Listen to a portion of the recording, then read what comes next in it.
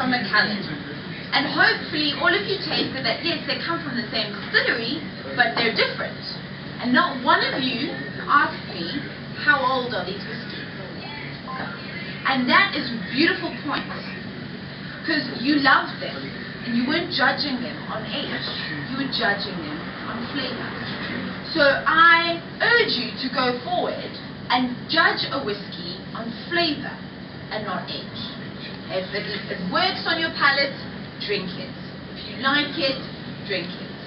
Okay? And I think you all, I saw happy faces, I think you all found a whiskey in Macallan that you absolutely loved. And that shows you how important it is to really look after and get beautiful wood quality.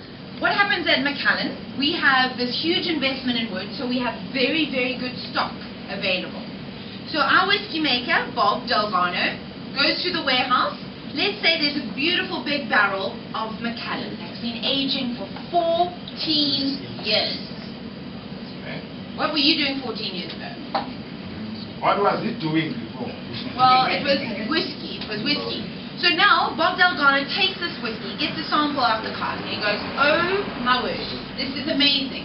This is beautiful whiskey. He cannot legally add that Macallan 14 to the vatting of Macallan 15 because it's not allowed. But there it is. It's phenomenal. So now, because we have a huge investment in wood, therefore we have beautiful stocks of whiskey available to us, Bob Delgado can now take that 14-year-old and go, I'm not leaving you there.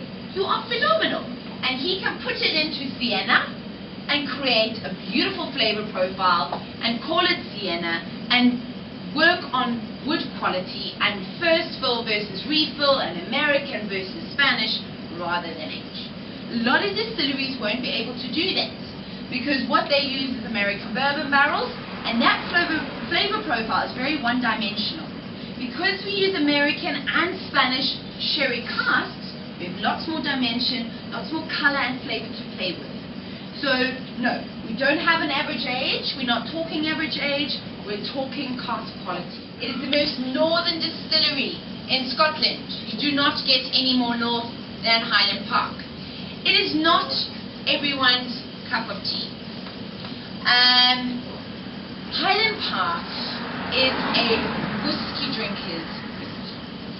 If you just drink lots of whiskey because you just want to drink, this might not appeal to you. If you want to sit and savor the beautiful flavor that Scottish whiskey can deliver, Highland Park. If you kind of go online and look at like kind of whiskey geeks and whiskey drinkers and what they really rate very highly, Highland Park is it. It does not produce 10.5 million litres per year like Macallan. It produces 2.5 million litres per year.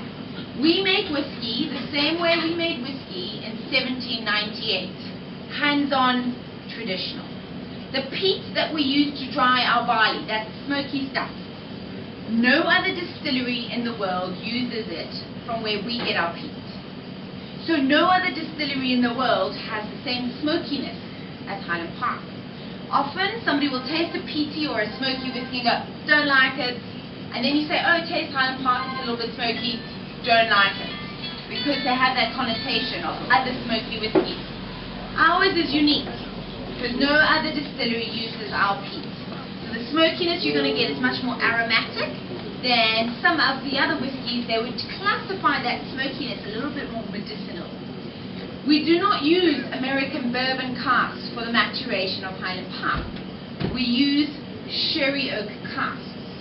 So what happens with that maturation, you get the smokiness in the liquid matured in a beautiful rich sherry cask. So you get a beautiful balance of flavor. You get some smokiness, you get some sweetness, which in a whiskey drinker's mind is often perfectly balanced. Now, if you don't like it, that's fine. It's really, the smokiness can be a bit weird, people might not like it, but it's really awesome that you get to taste whiskey and understand a beautiful kind of Highland flavor profile, and then you move to something that's smoky and has a little bit of sweetness to it.